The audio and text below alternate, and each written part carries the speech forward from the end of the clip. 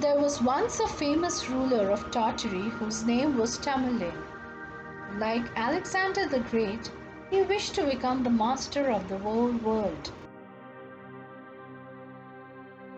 So he raised a great army and waged war against many countries.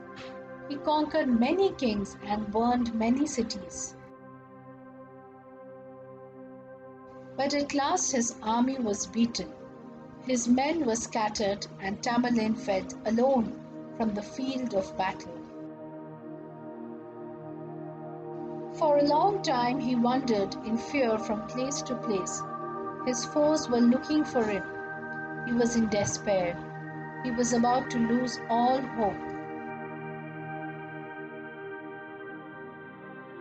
One day he was lying under a tree, thinking of his misfortunes. He had now been a wanderer for 20 days. He could not hold out much longer. Suddenly, he saw a small object creeping up the trunk of a tree.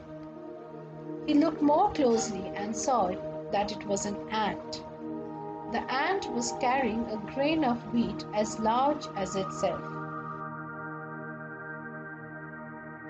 As Tamerlane looked, he saw that there was a hole in the tree only a little way above, and that this was the home of the ant.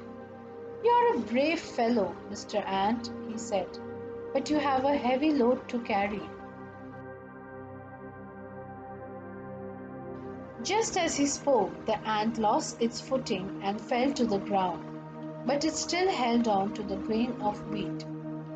A second time it tried to carry its load up the rough trunk of the tree, and the second time it failed.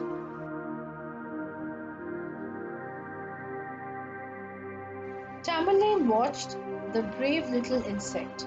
It tried 3 times, 4 times, a dozen times, 20 times, but always with the same result. Then it tried the 21st time. Slowly, one step at a time, it crept up across the rough place where it had slipped and fallen so often. The next minute it ran safely into its home, carrying its precious load. "Well done," said Tamerlane. "You taught me a lesson. I too will try again till I succeed."